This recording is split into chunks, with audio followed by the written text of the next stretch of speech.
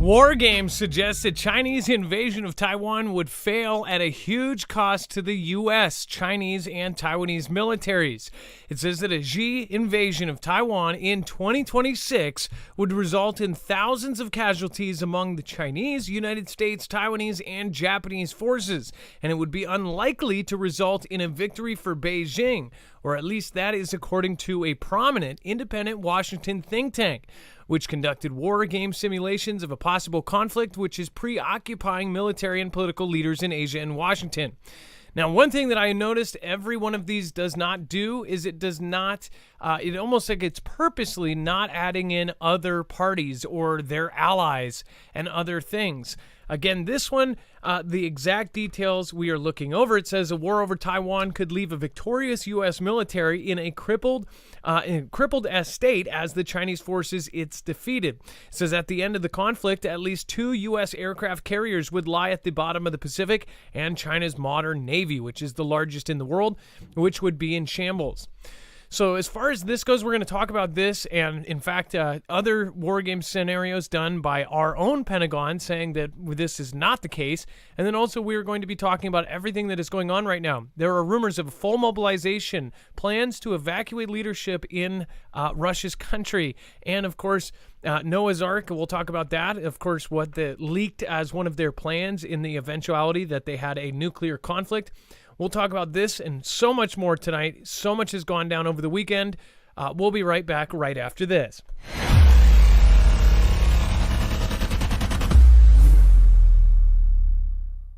Nothing in the show should be considered legal, medical, or financial advice. The views of the callers can differ considerably and do not necessarily reflect my opinion, Dex's opinion, or anyone else who works with the show. You should always do your own research and consult with professionals. The internet is full of fake news, so please take everything with a grain of salt. If you have not already, it helps us out if you end up going through any of our affiliates, and it helps you out if you end up protecting yourself against cybercrime. NordVPN is one of the best and one of the easiest to use. If you do not have a virtual private network, it protects your IP address, which is your online identity, which actually connects to your real address and everything else. It also connects to you. If you know anything about how they are data logging and basically getting your profiles down, you can prevent that by having a VPN. Nord is, again, one of the easiest. Download it. It's like an on switch and off switch. All you have to do. Go to marfooglenews.com/VPN. Not only will you get a giant discount on this, but you will also be helping us. I appreciate your support, and I appreciate everyone that goes through any of our affiliates. Can't say thank you enough.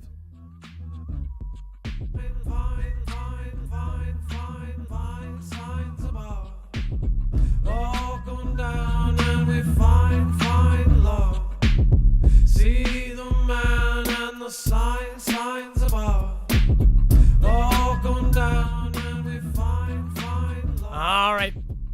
What is going on, guys? It is Adam, aka Marf, and this is Marfoogle News. Today we got a ton to go over in a short amount of time, so if you are new here, remember to go to our website, marfooglenews.com. There you will find a full bibliography of every single article, tweet, video, picture, document we're going to go over here today. And, of course, if you are in the chat, if you're live, if you're not, of course, you can always comment a story, and it might be added into tonight's episode. If there's breaking news, we will actually cover it on the second. So make sure to tune in for the full show. At the very end, we'll talk about some very insane stuff tonight.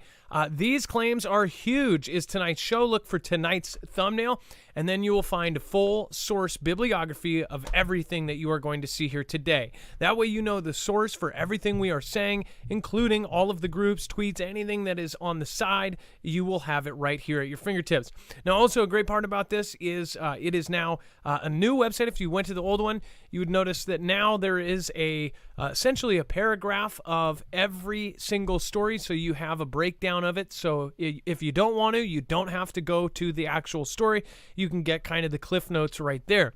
Now, as far as at the bottom, there's a yellow bar that has web-only content. That's the stuff that is basically too hot for TV or is not important enough for the 2-hour show, or it is stuff that you wouldn't talk about in a bar. That is all down there. We're going to be talking about very important developments in the Russia-UKR conflict right now. We're going to be talking about all sorts of other things that have popped up over the weekend, so stay tuned. Let's bring in my co-host / internet brother, Dex James. What is going on, and how are you doing?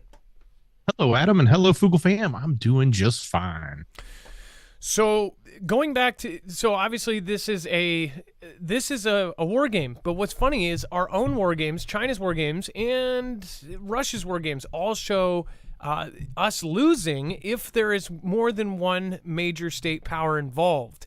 That's the thing. Of course, if you set up the parameters to where it's an obvious win, then that's pretty easy to do.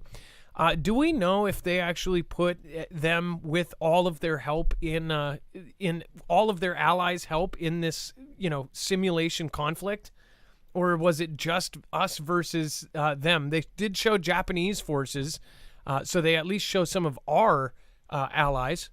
What did you think about I this? think it was limited to that. I think at the end of the day, though, when you look at this, it's all about if this was to go down, it would actually be the perfect scenario for the military industrial complex, because they would then have to rebuild everything on both sides, and both sides are spending tons of money on their military, on the equipment, on building and advancing, and any chance they get to spend a dollar on this, they would love. So that was the first thing I thought of, is when they said they would literally deplete everything we had, but we would win. Then it just means it would be a huge spend and rebuild. I don't know where the money would come from. It'd just be made up from thin air. But yes, that was my first thought. Well, it's definitely up there. And then Russia claims a deadly attack, but Kiev denies anyone even perished. Dex, do you want to go over this one? Apparently, the Russian military claims Sunday to have carried out a missile strike, but there's some controversy over what actually happened. Yeah, certainly. So there's definitely controversy here in the sense this is supposed to be a retaliation for the one that hit Vlad's country and took out anywhere from, on the UKR, they said it was hundreds to 300s, and then I think Vlad admitted about 67 or 65. This was supposed to be in retaliation. So they said, or they claimed, Vlad claimed they hit multiple bases or multiple locations where there were housing. There were two temporary bases housing 1,300 UKR troops, and they claim that they, potentially killed 600 or more soldiers there. But UKR came back out and said, no, we took a couple of hits in a couple of places, but we didn't have any losses or any casualties whatsoever. So again, you don't know who to believe. You're getting two different sides of the story, and that's pretty typical in this conflict. It seems like there's always one side, the other side, and then somewhere in the middle is the truth. So basically, we are being lied to on a daily basis by somebody. It just depends on who you go with on that day. As far as these go, they keep lying about they keep minimalizing both damage on their own side and damage on the other side. What is actually happening here? It's, none of us are going to know until it really comes out. And I even doubt then, because they lie so much. And then, is there something more sinister going on? Authorities fear extremists are targeting the U.S. power grid. So, by the way, there's a lot of big stuff in tonight's show. In fact, everything could have been a thumbnail tonight because there's a lot of important factors here that go into play. You're talking about now all of a sudden our grid is on the map now as far as media is covering a ton of these events. Historically, this has not been the case. They have never covered anything happening to our grid. I have explained this in previous episodes, but just to sum it up in like 10 seconds. Essentially, all of the attacks on our grid have gone basically covered up or pushed under the rug, and they go to the DOE, they get reported, they go to the DOE, the Department of Energy, and they stay there. In the NERC report, essentially years later, they ended up declaring there were over 700, at least 500 different attacks, subcategorized into different things. So if somebody threw a rock at a transformer, if somebody took a pot shot at it, if somebody drove their car through it, if somebody droned over it, any of those things were broken up into little categories, and all of those were ended up reported. But none of them were ended up publicized in the media. Media kept quiet on it up until just a few months ago, where all of a sudden, with this same narrative that we've been hearing, that it's going to be, if anyone is going to attack the U.S., it's going to be U.S. people rather than some other group in some Middle Eastern country. It's going to be somebody here that does something really bad. all of a sudden we are seeing these events happen and take place at grids. The biggest one being North Carolina, where 40,000 plus people were out of power for several days. That whole town went down, and they did all sorts of funky things. They even put a curfew into place in that city. When that happened, it was most definitely talked about, and we have Fugel family members that live there. They were actually thankful that we covered it, because what they saw was a lot of people not covering it, and it was very surprising to them. People minimalized it and said, oh, it's just a little town, it's just one place, it's not the U.S. grid, it's just the grid. I did debate with a couple people on that, and the fact is, even their grid, that Duke Energy plant, was connected to, I want to say, the Eastern Connection, whatever satellite of power, and it very well could have been a bigger part of another piece that could have knocked out power for the entire East Coast. We don't know. The fact is, the public does not know which 9 out of 55,000 transformers, which 9 have to be taken out to take down the entire U.S. grid. But we know from the FERC, the Federal Energy Regulatory Commission report, is that they went in, they found 9 transformers that could knock out everything, and knock out everything permanently, or at least for 18 months. So something that would basically be putting us back into the dark ages and sending us into a catastrophic event like no one's ever seen before. They say that 90% of people would perish if our entire grid here in the U.S. went down. And this is just here in the U.S. I know that we have people viewing all over the country and all over the world, but this can happen anywhere. And this is something that all of us, doesn't matter where you live, have kind of a dated power system. I mean, we all have the same power. There's only so much it's advanced. And there's a balance between, like, you can't really get it much fancier without doing, other stuff. I mean, you could put the power lines underground, but otherwise it all basically works the same. So if you have power lines in Italy, it's probably the same as the power lines in Mexico. In general, they are vulnerable to attack. And this is something that may change with new technology. But again, right now, we're in an extremely vulnerable spot. And now they're telling us all of these weird things about our grid. And they're saying over and over again that it's going to be very extreme people. And I use that word obviously in place. And it says that they are the reason why if anything happens, it's going to be their fault. So it is definitely a good setup for a Fantastic Freddy. Not good. It says a string of mysterious attacks on power stations across the U.S. has rekindled fears about the vulnerabilities of America's electricity infrastructure. First of all, I just want to pause. Why is this not an issue all the time? Why does something even have to be rekindled to talk about? This is something that is a huge elephant in the room that nobody wants to talk about, because they would rather take whatever money they get in all sorts of different bills, and they would rather put it towards something that they can just directly pocket back into their wallets. It says it rekindled fears about the vulnerabilities of America's electricity infrastructure, which security officials have warned presents a growing target for the extreme people and saboteurs. Well, again, attacks and suspicious activity at U.S. power stations reached a decade-long high last year, with more than 100 reported incidents in the first 8 months of 2022, according to a time review of the Department of Energy's most recent data. It says, which runs through August. Since then, there have been at least 18 more publicly reported attacks or potential attacks on substations and power plants in Florida, North Carolina, Oregon, South Carolina, and in my state, Washington. Now, this is a big deal if this ends up being, no matter what, if you think it's a 3-letter agency or if you think it's Bob or Dave, either way, this is something that people need to look out for, because it is something that is very possible. Anybody with a high-powered bang can basically take one of these things out. So that's pretty scary to think about, especially being in the country with the most of those bangs. Dex, do you want to comment on this? As far as this is, they're talking about it more and more for some reason. Why do you think? I just suspect that, the fact that they're commenting on it and they're tying it to the DHS warnings that we've reported and trying to paint a picture of a certain type of person or people that are doing it, it just leads me to be very suspicious of the narrative, and it's something that's very simple um to orchestrate or to create and place the blame on anyone they want, really, because until you have the identity of the people and they admit to doing it and you trust that they're who they say they are, you won't know, right? And at any time this could be anybody and they can tell us anything they want.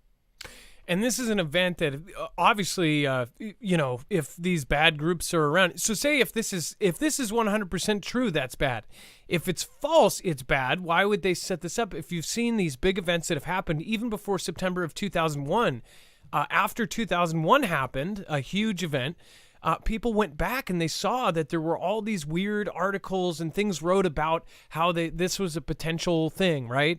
There was all the weird comments by people. There were public statements. There were all these things that were there before, but before it was just hypothetical. And then when it actually happened, it's easy to go backwards and say, hey, there were these articles that actually suggested this exact scenario. The point is, if these are being said and this is quietly being put all over the place and multiple times a month, they're mentioning to us, chirping in our ear, hey, this is at threat. This could be this group. This could be that group. I guess it doesn't matter to me if it's Bob or Dave or Agent Neo. If this happens, somebody is going to suffer through it if the event actually takes place. So this is why we tell people, just prepare. That's the main thing that you should be looking at as far as having extra food and water. Prepare for power outages. It's one of the most likely out of anything. Almost anybody and everybody, either if they live in Florida in the nicest area or somewhere else, you have hurricanes, you have winds, you have natural events that can knock out your power. I mean, are there people that have never lost their power? I guess you would have to be in a very maybe underground power lines in some of the nicer neighborhoods don't have it as much, but I guess I've always lived somewhere where I've lost my power at least almost every place I've lived. So it's something that you can prepare for, and it's something that you can, I guess, have some sort of foresight into. All right, and then we have rains flood San Diego shorelines with Tijuana sewage, closing beaches to Coronado. All of a sudden, shorelines from Imperial Beach to Coronado were again shuttered this past week as a result of sewage spilling over the border from Tijuana. It says recent storms flushed urban pollution into the ocean, triggering swimming advisories for San Diego County. And it says, but the South Bay region was particularly hard hit as more than 2.8 billion gallons of sewage, the chemical-tainted runoff, poured through the Tijuana River and its canyon, according to federal officials. So they're saying that literal goo-goo is out in the Wawa. So Paloma Aguirre plans to leverage her experience in Washington and Mexico and address the crumbling wastewater plant that pollutes South Bay beaches. Pumps operated by Mexico that suck water out of the river's main concrete channel were turned, overwhelmed the system's capacity, and debris clogged the intake. It's not clear whether they'll be back online again. The U.S. Environmental Protection Agency has plans to build a more reliable diversion system north of the border, but has yet to secure the funding. The agency currently has $300 million largely slated for an expansion of the South Bay International Wastewater Treatment Plant, which services Tijuana. What's funny is like $300 million is a lot of money to any one of us, but if you think about the amount of money that is sent other places, in the billions of dollars sent to everywhere else, it's just kind of crazy that we have these problems. If these are problems that they can fix, why isn't there money put into that? But yet we are basically funding the rest of the planet for their, problems. It's just kind of funny. Dex, as far as there's obviously all the weather on the West Coast has been really nuts. The wind over the last week, we covered some of the worst was kind of peaking at our last show on Friday. Is there a lot, when it ended up happening from this huge storm? Do we have a lot of perishing, a lot of people dying as they said, or did it end up not as bad as they thought? Well, I think I'm checking the power outages now. There's still 78,000 people or customers, I should say, more people than that, in California. So they're still struggling with the effects of this. I think they're still getting rain dumped on them. I don't know what the forecast is right now, but this has been an ongoing event. And I think what we're seeing right now with what happened in from Tijuana up into San Diego, that's pretty horrific to think that your beaches are all of a sudden covered with the poo of Tijuana, because that's not only is it the sewage system, but just all of the runoff, everything there. It's got to be a lot, and it's pretty, not necessarily the cleanest of towns. I don't believe. I've never been there, but I've heard plenty about it. I think, who hasn't heard about Tijuana?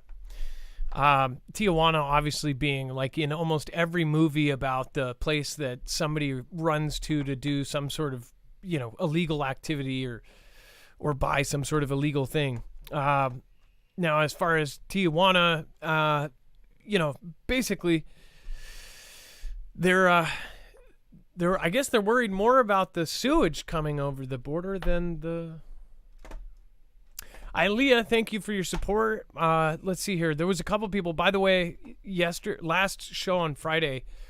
The shoutro was on jams because we ended up hitting that 2-hour mark, but I ended up dedicating that shoutro to Gentle Moss.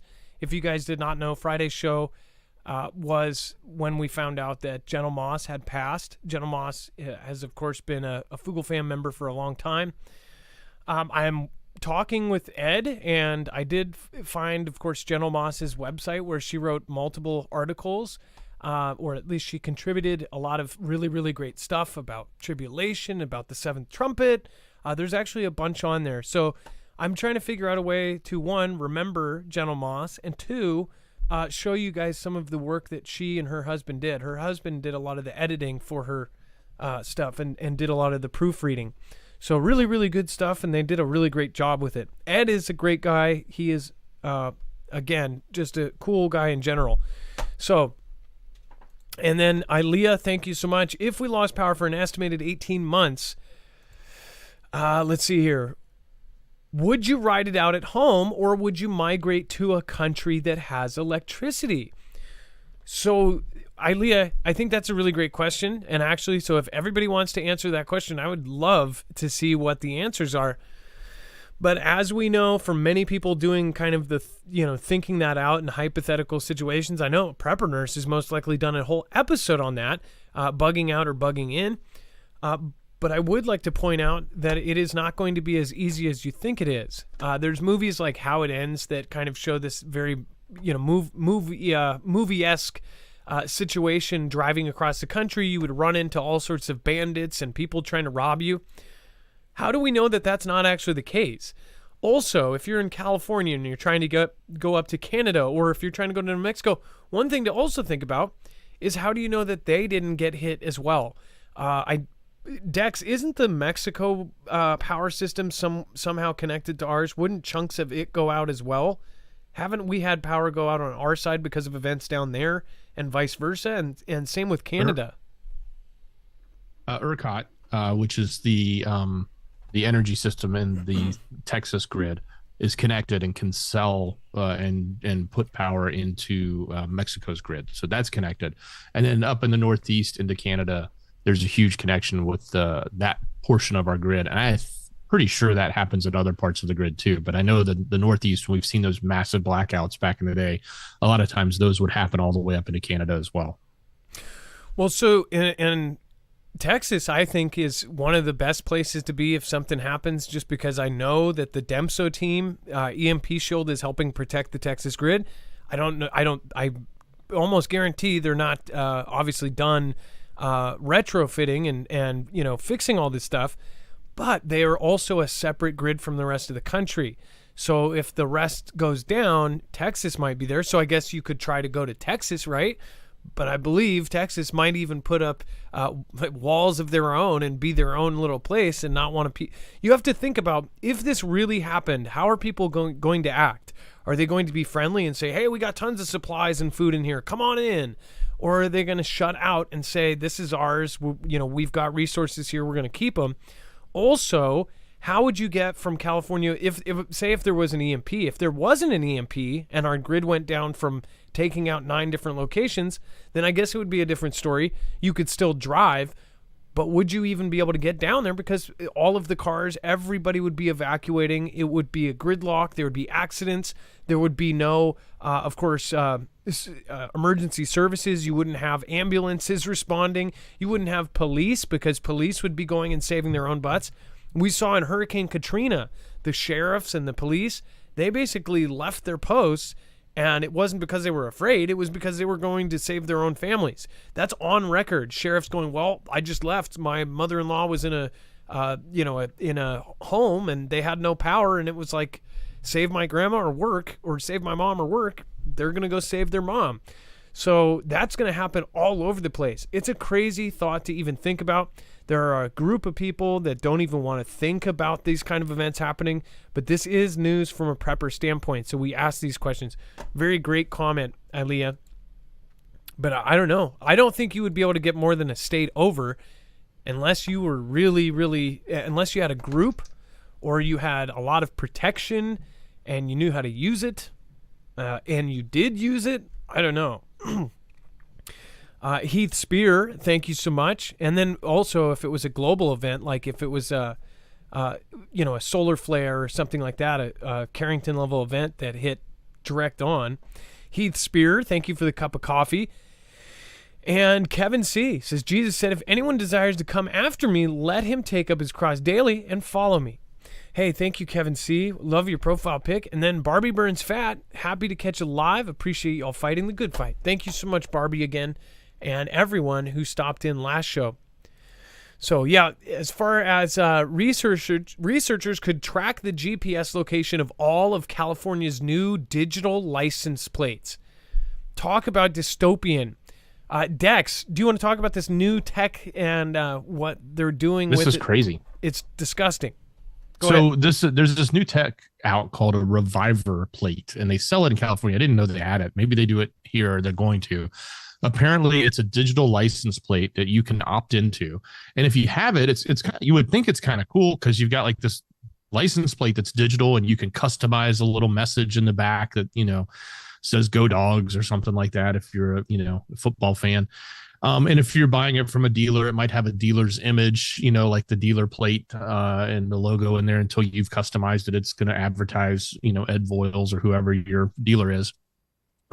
That's the new thing. And apparently it's in California.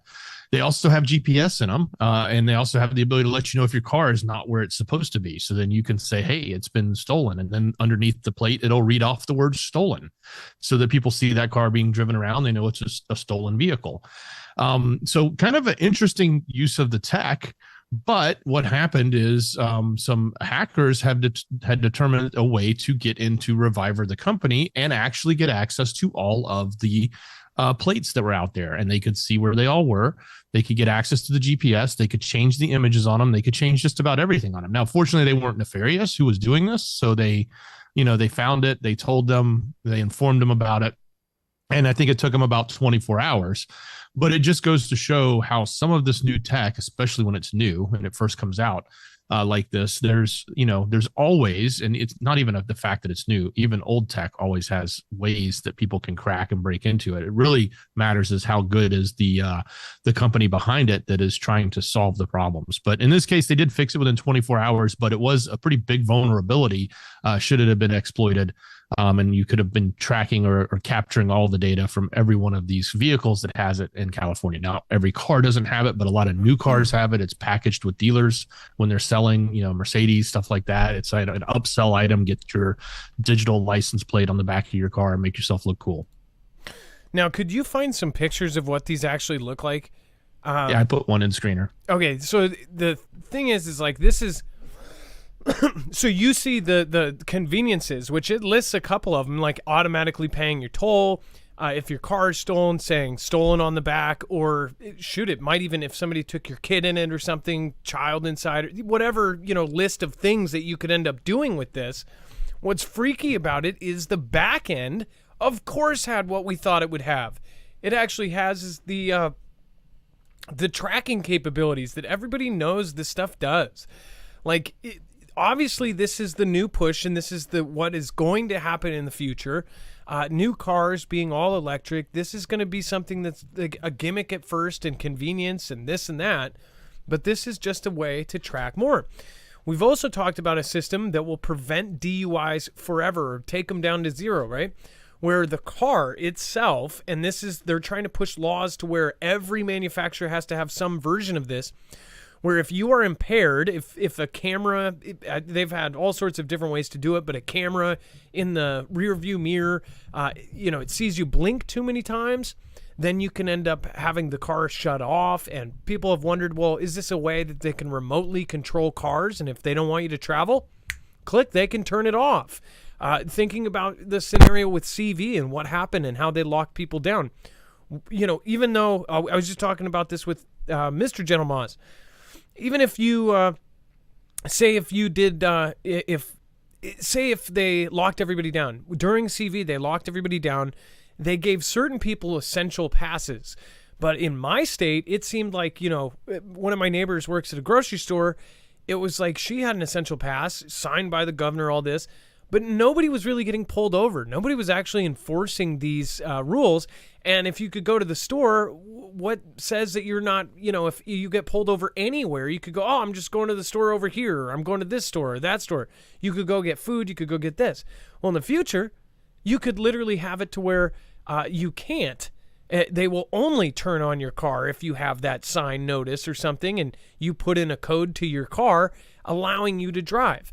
This is all part of this. Like, this is all part of this new... all these new things coming in for our convenience are not, in my opinion, are not really for our convenience. They're to make more money, and they're also to track, trace, and contain. Bold expression. So this is what it is. It looks like one of those tablets that does the reading and writing, or the what do you call it? The Dex. What do you call those stupid tablets that you just read on? The reader tablets. There's like a Fire. No, not a regular tablet. Kindle. Yeah, Kindle Paper, whatever. Those ones that are black and white, and they take almost no power at all. Something like this could be powered for months on end, by itself. I'm sure this is wired into the car, but I believe last time I heard about this is that they actually can power them by battery for months and months and months without a recharge.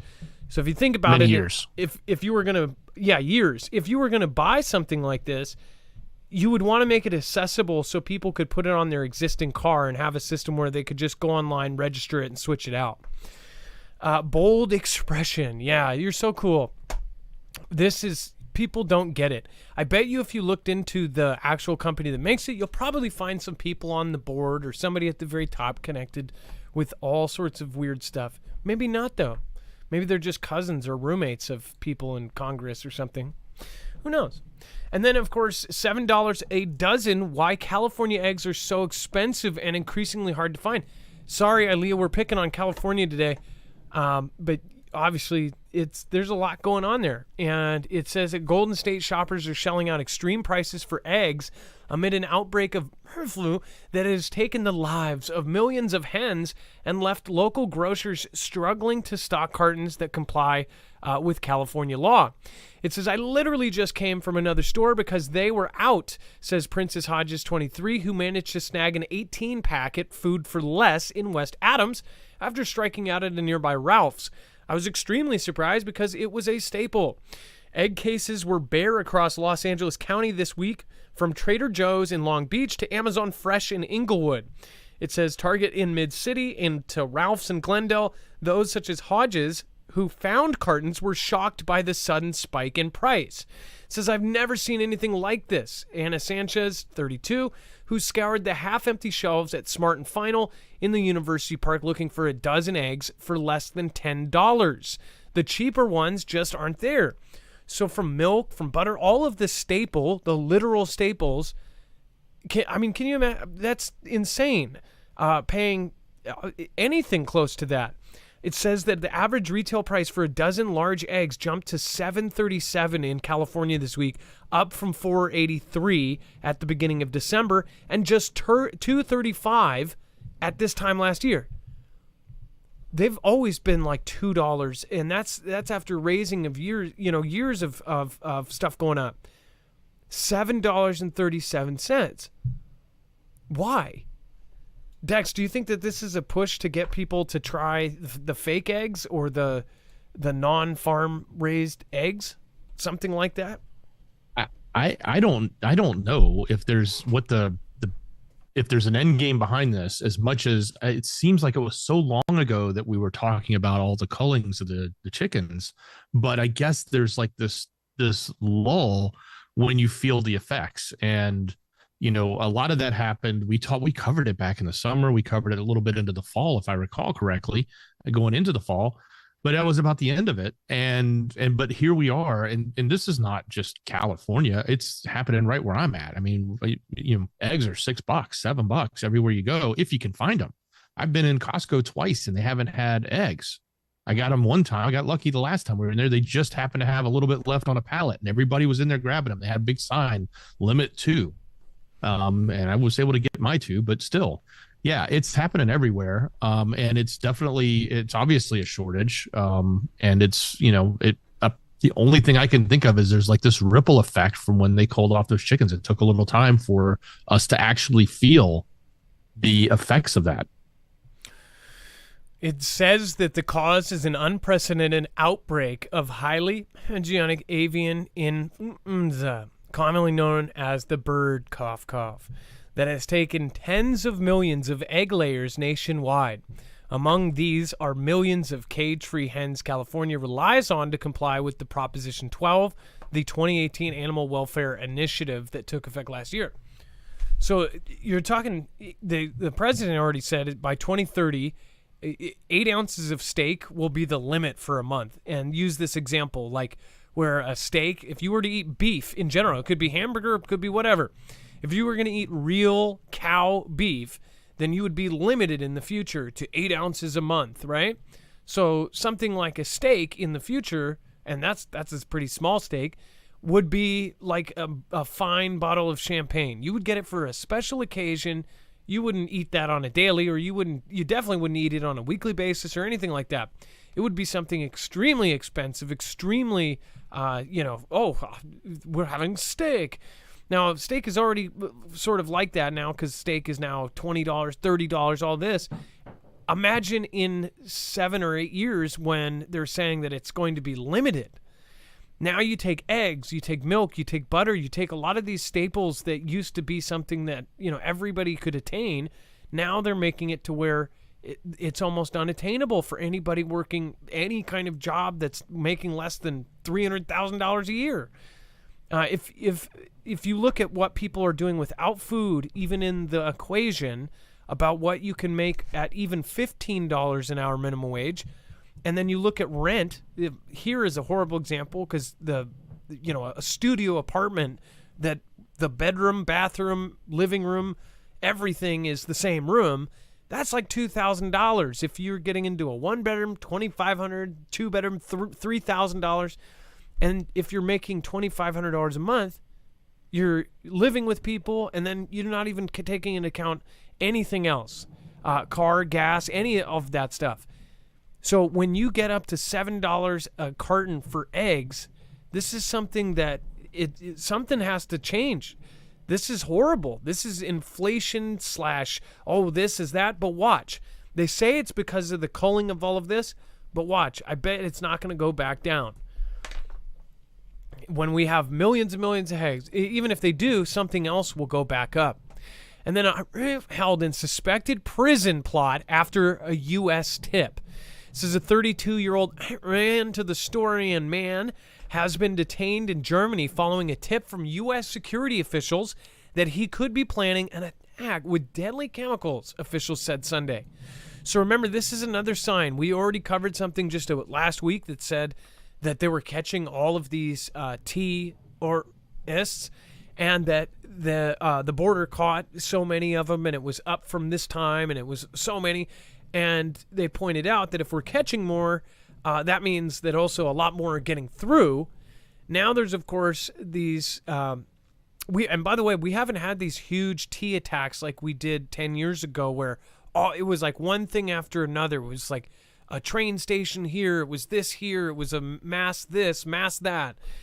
We haven't had that in a while, and it seems like something is picking up here.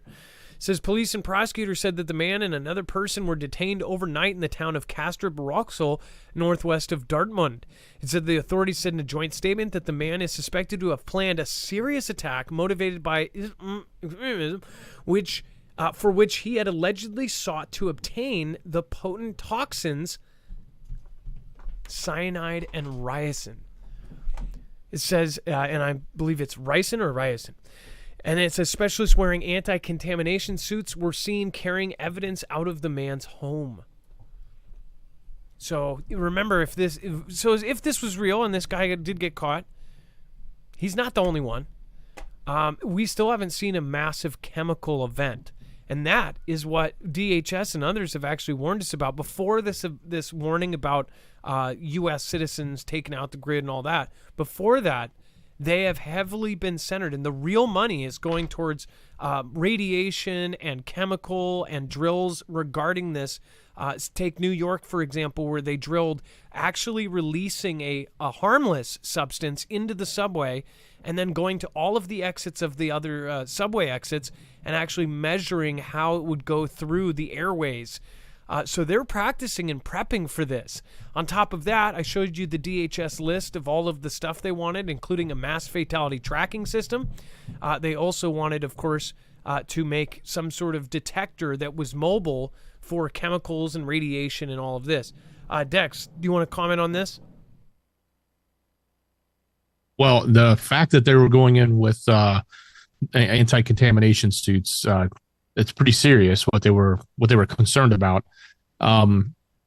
This type of activity, like you said, we haven't heard a lot about it lately. Now, in this case, it's in another country. It's in Germany. We don't know where the locations where they were planning to do this, if it was local to them or if there was a larger plot. Maybe that'll be revealed. It probably won't. I don't expect that we'll get much more out of this. It'll probably be the end of the story at this point, outside of maybe we'll get something if they extradite or if they send them to court or they charge them in whichever country takes the charges. So that's all we got.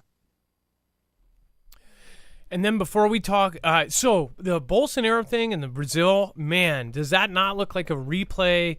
Like they just said, hey, let's take the script from this movie and make another movie. We'll talk about that here in just a second. That's going to be on the show. In just a few minutes, we're going to talk about Xi holding a large-scale joint strike, that any one of those could turn into the real deal. We have, of course, Vlad intensifies assaults. We have, of course, Russians brought their only aircraft carrier to critical condition, and much, much more. So stick around. Again, really crazy stuff. In the meantime, I do want to remind you, if you haven't already, make sure to go over and check out My Patriot Supply. If you don't have extra food and water, you can go and do so over at My Patriot Supply for some of the best prices they've had. Now, this is an affiliate. Essentially, we have picked My Patriot Supply. I personally think they are a great affordable way to get a lot of bulk food at once. In fact, the 3-month supply is now $200 off, and again, less than $200. And now they have a huge sale. In fact, it's actually a really, really great deal. It's the best deal we've seen on the 1 month, which is $100 off. And that is over at marfooglenews.com/prep. So not only are you getting a discount on this, you're going to get Mylar freeze-dried food that will last 25 plus years, but you're also going to be helping our independent channel.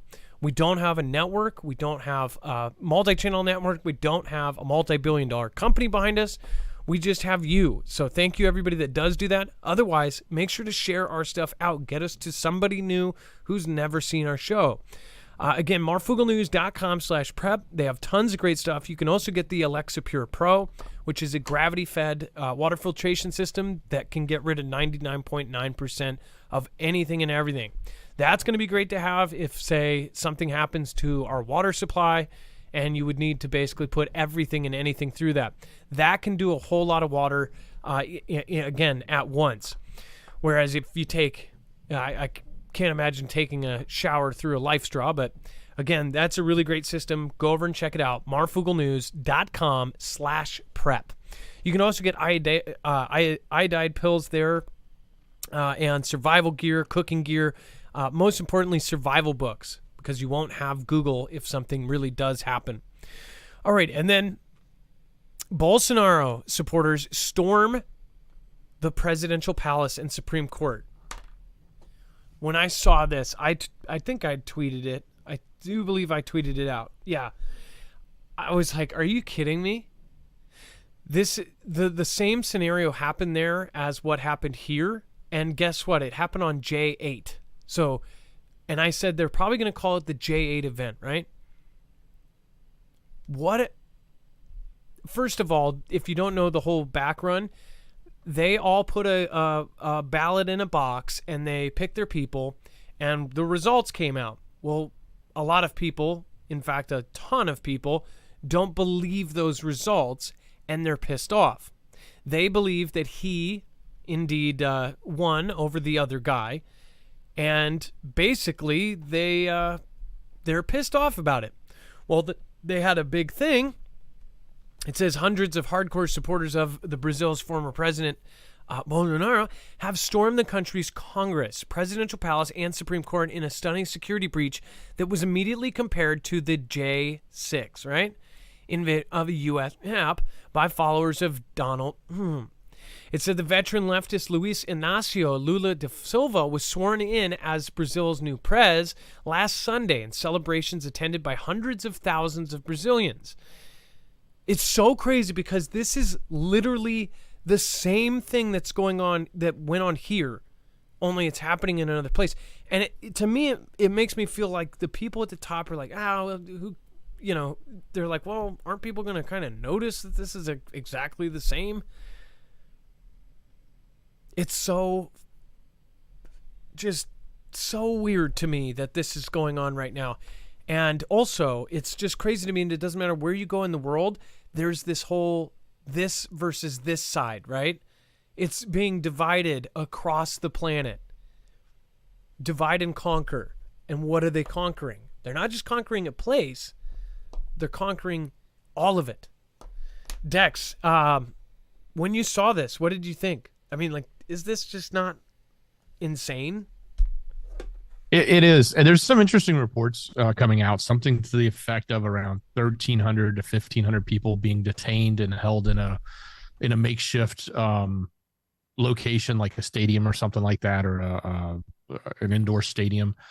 And there's stories about provocateurs, if you want to call them that, being involved that were making it bigger than it was, which we also had similar claims made in the event here. There's a lot of correlations. There's a lot, and the Bolsonaro was not there. He was actually in Florida. We reported when he left the day before his term ended, and the VP became the acting prez at the time, and he flew to Florida. The new prez who was there wasn't actually there. He was out of town as well when it happened. It happened on a Sunday. Nothing was actually going on.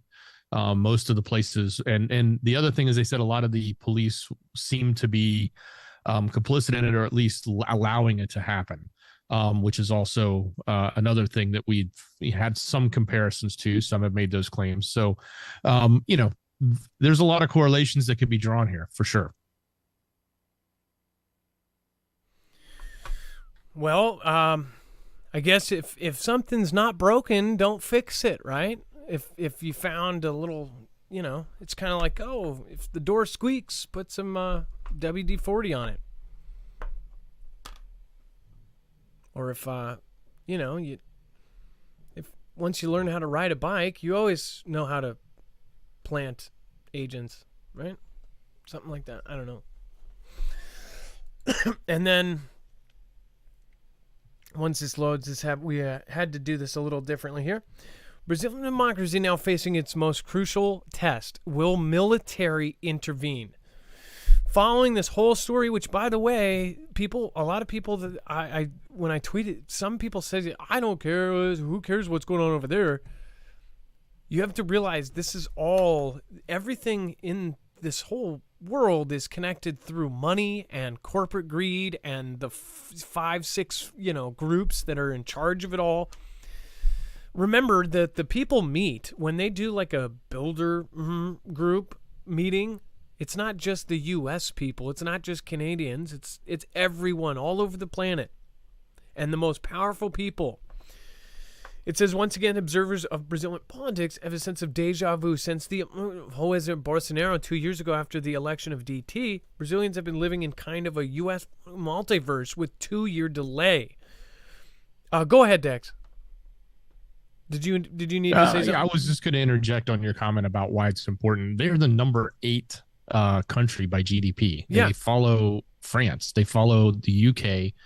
They follow India as 5, 6, and 7. They're number 8. I mean, they're huge. 140 countries out there. 8. It's the largest in South America. It's the largest in outside of. They're bigger than Canada. So in the entire North America and South America, outside of the U.S., they are the number 1. That's how big they are. So is this going to chain down where almost the exact same thing starts happening everywhere? To the locals, I'm sure the locals there must be reading it, and I'm sure those locals got news of what happened here. But what's funny is we don't hear too much about Brazilian news here, right? But we did hear about this. But did the Brazilians hear about what happened with DT and what happened here with our politics? I bet you they didn't cover it as much as they covered their own, right? So I just wonder if you played out what happened here, a couple years ago, are they going to go, oh, wait, this sounds a lot like what happened here? I mean, this is just nuts.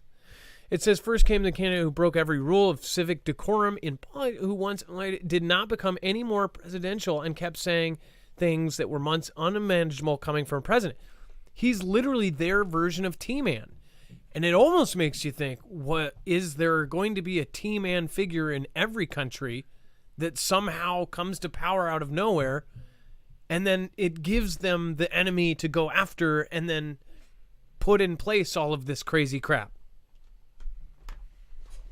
So what's crazy is people now have this opinion that it's all, fixed, right? It's all so guaranteed. But they only started thinking that in 2020. There's a chance, maybe all of it has been for decades, and everything is being done for a purpose. The very, very, very, very rich have a 4D chess plan that goes deeper than you even think. Who knows, though? Again, I'm just thinking all out. Dex, go ahead.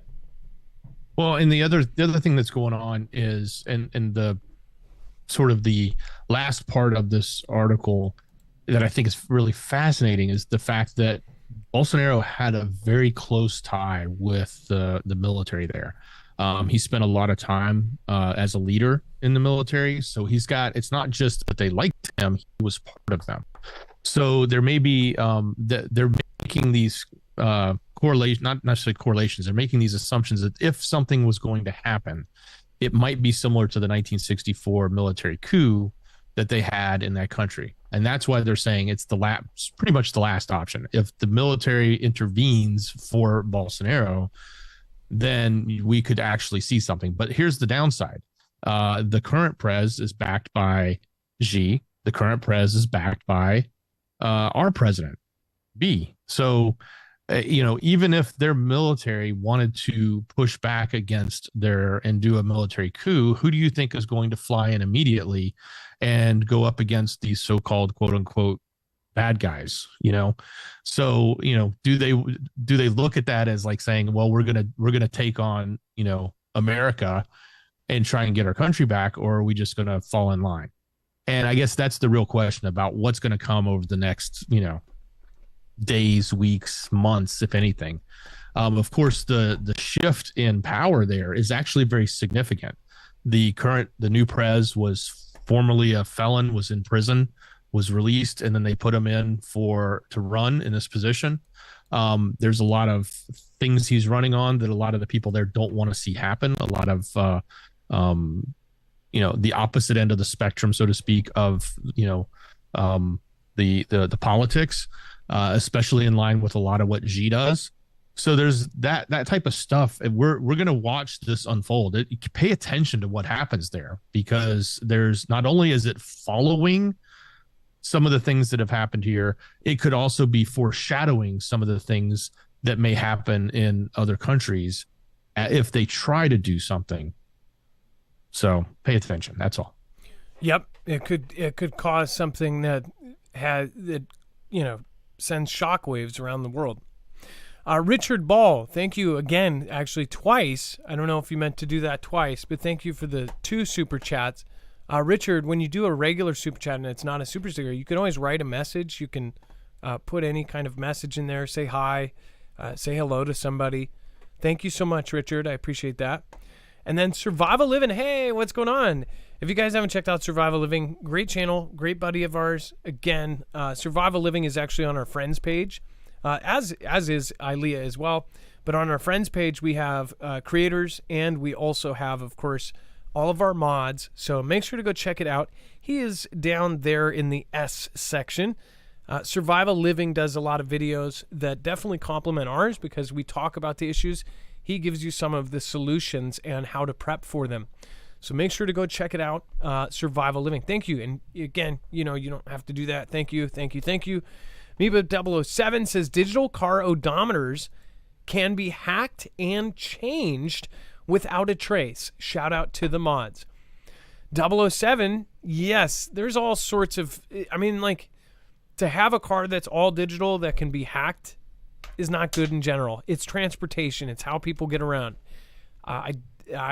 That's one thing I would love to stay traditional and keep the safety features, but not the control features. Beer Juice, the end is near. Thank you so much. Over on D-Live, Scooby-Doo Right, we have Mr. Gentle Moss. Again, I actually took a picture earlier because you were the only name on there, and you said it just said Mr. Moss just followed. After talking to him, he was actually trying to figure out how to get onto D-Live. The Racing Heart, thank you so much. Vicky K, appreciate you. Cognitable, the end is near. And Kimbria, appreciate you. Thank you. And looks like Mr. Gentle Moss actually got a Mafia badge as well. That was from Scooby-Doo Do Right. Thank you for gifting out badges. And Beer Juice, thank you for gifting out badges. And several others. Thank you, guys. Welcome to the Mafia. All right, and then we have China holding a large-scale joint strike drills aimed at Taiwan. The picture they used is somewhat unrelated, but it is pretty dystopian if you look at what they are doing in their country. And I covered this December of 2 years ago when they did that article basically stating that the U.S. was behind why we all covered up and everything that has happened since 2019. They said in their basically taken as gospel mouthpieces, the Global Times, Shenwen, People's Daily, all of their mouthpieces put out this syndicated article, which a lot of the old timers take as gospel, whatever it says, if there's something in there, that not only is it pre-approved, before it goes out, it has to go through either the president or somebody in his direct circle has to approve everything that goes out through those.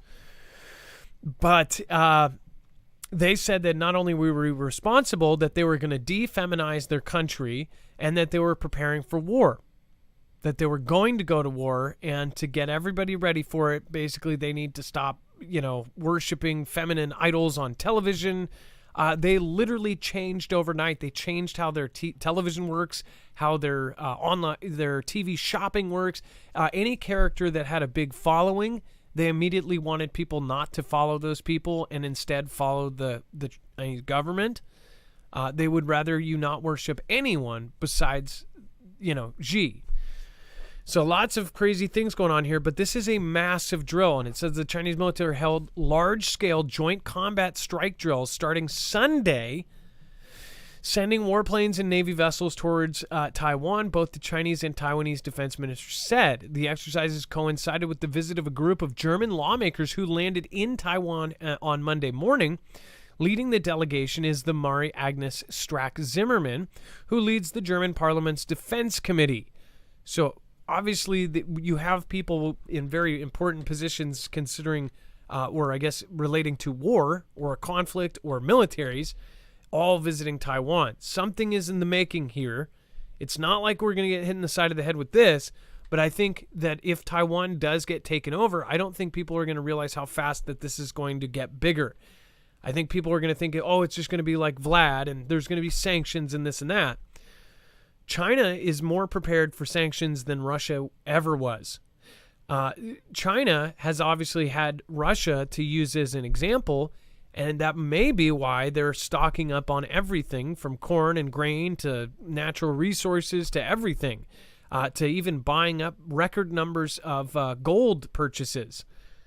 Dex, as far as this drill, obviously drills can turn into the real thing pretty quick, and we just caution people that when you have a big drill like this, it could actually mean that they are doing something real.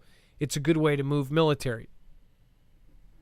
It certainly is. I mean, Vlad is the one who did that last year or the year before, 2 years ago now.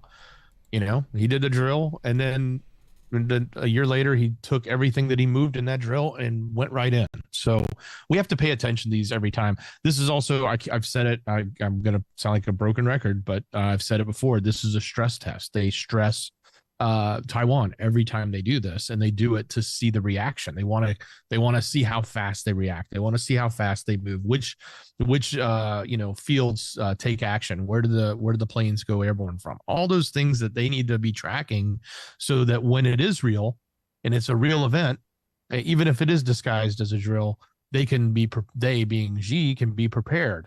On the flip side, Taiwan is practicing. So it's giving them a lot of practice and under the guise of stress, but it is. So yeah, this is it's been a non ending event that seems to just happen every week, multiple times a week, multiple planes, multiple incursions, and they're getting bolder and bolder. And don't expect this to go away until it actually goes down. And that's when it turns real, is when it'll stop being drills.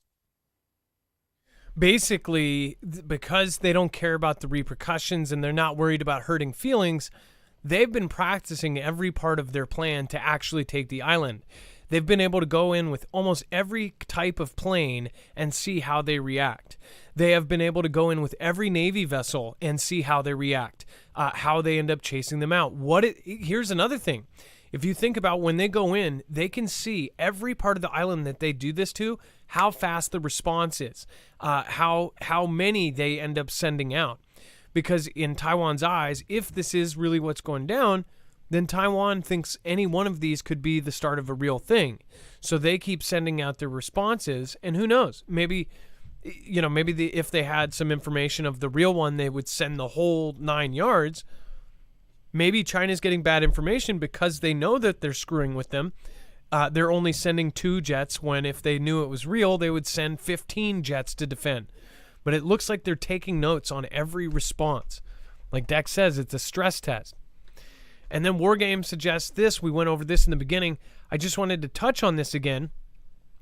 All of these other war games that has been played out in this, the most important ones are these very scary ones that have been accurate, as far as some of the ones that they're doing with supercomputers. There are ones now, and by the way, the reason why you get some of the reason why you get so many things on your phone that are eerily predictive, like, you don't even mention something and it brings something up and advertises it to you, is because of their AI and their predictive learning on all of these different high-tech platforms.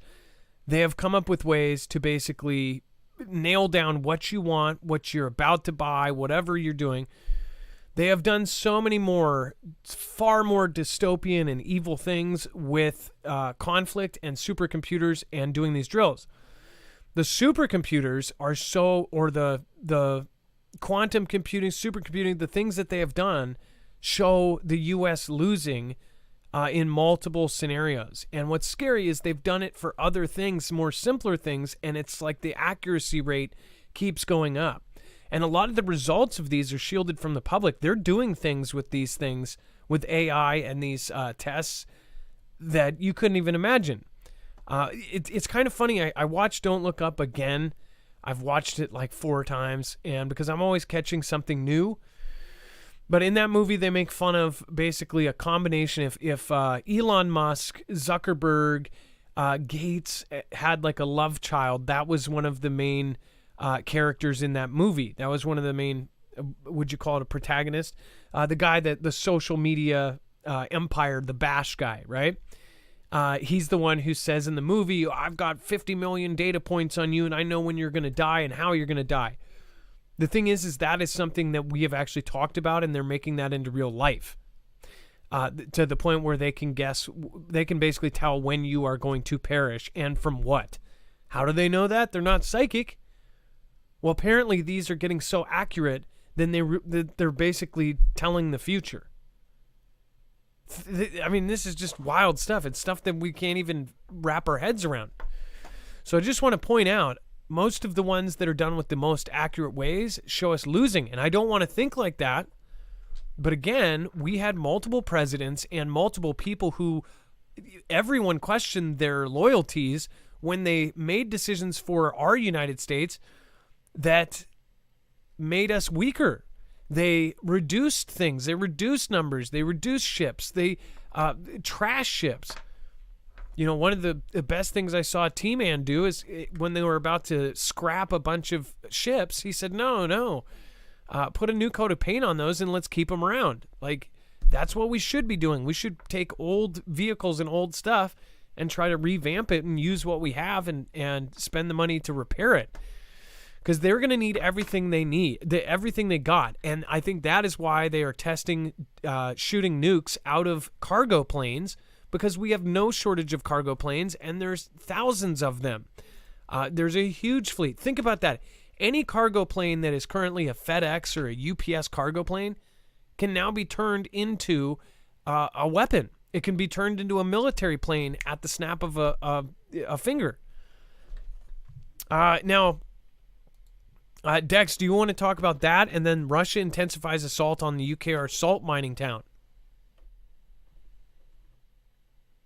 Well, I think the gameplay. I already said this earlier in the show, but I think the gameplay it's exactly the thing that we are going to see the industrial complex be the winners of. At the end of the day, as much as we want to think some of this stuff is organic, I think a lot of it, when you look at who finances it, when you look at who, is always involved, like ourselves being the USA, and then you look at the winners at the end of the day, it's always the ones that build the equipment that's used, and they're on both sides. And don't kid yourself. Even over in Xi's country, they spend a ton of money to build. Look at how fast they're building their military. So, moving on to Vlad's conflict in UKR, we're gonna be hearing about, and I think we're gonna talk a little bit about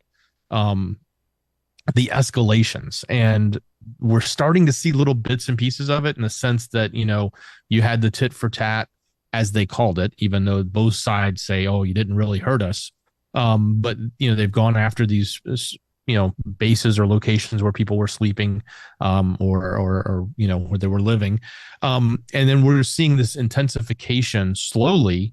But it's all going back to this idea that they are going to mobilize at some point. We had early dates that we talked about right at the very beginning of the year, where they were saying starting after January 5th, we would start to see a ramp up. I think we're starting to see a little bit of that. There's a lot of speculation that the month of February is a big month, and we'll start to see more of that. Of course, you've got a lot of speculation about the health around Vlad, and whether or not he's in a position to either make sound decisions, or his health is so bad that he's trying to get things fixed so he can salvage his own personal legacy before he passes on. They're all just wild speculations, no matter what. But at the end of the day, a lot of this starts to play into what we have to decipher from the information we get. And as we showed earlier, we get information from both sides, and it's clear that both sides are, fudging the numbers, or glorifying their position, or, adding in their layer of ganda that you can't trust either side. You can't trust any of the news that's coming out of here. No, you can't. And that's why you question everything. You make sure that if you see something in mainstream media, especially, you should probably look at it with a panel of people around you and go, what do you guys think about this? Because common sense or multiple people looking at this is way better than just reading it, putting it into your brain without a question attached. Because when people look back at history, what are you looking at? If we look back in history books, where are they getting the history for those history books? They're getting it from basically the news. If you go back the last 100 years at least, specifically, whatever's put in the newspapers and this mainstream media that you know is BS, what's crazy is people that aren't alive right now, that are the future generations, they're going to go back in history books, and if there is nobody that puts this out with the mainstream, this is why it's important to cover mainstream. People go, oh, you just cover mainstream media. We cover mainstream, independent, indie, off the grid news. We cover everything here. But why it is important is because we are physically putting something in history that is questioning and putting a question mark at the end of what will end up in a history book 40 years, 50 years from now, that some young kid's going to write a paper about and then goes back and does research and hopefully finds us going in this time period going, hey, this doesn't seem right. Because history books in 50 years from now, I am sad on what those kids are going to be doing papers on, if they're even alive.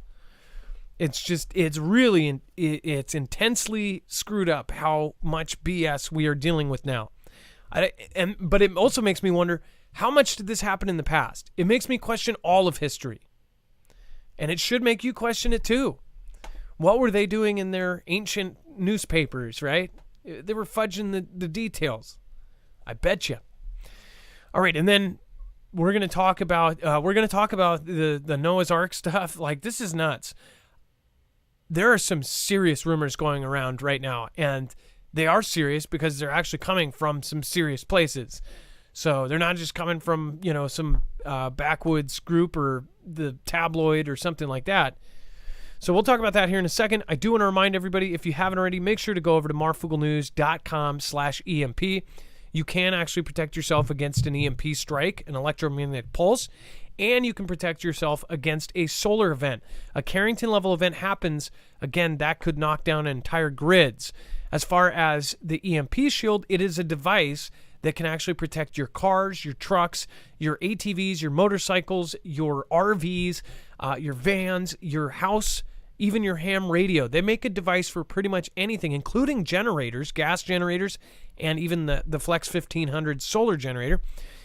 This device grounds the signal in less than 500 trillionths of a second before it's able to fry your device.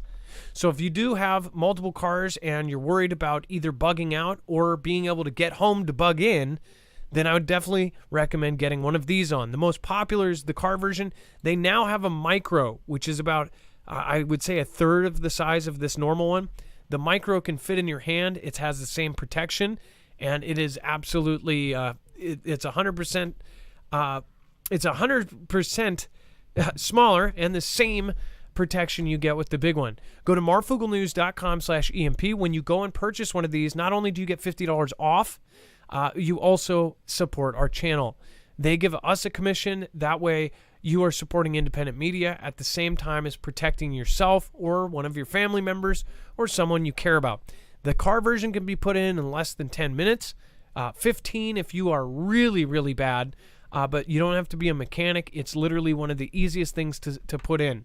Go to marfooglenews.com/EMP. All right, and then Russia is holding back on using its most advanced fighter jets over UKR because it's scared they will get shot down. That's how they word it. UK Intel says. Now, Dex, when you saw this, I'm sure you probably I can probably guess what you probably thought.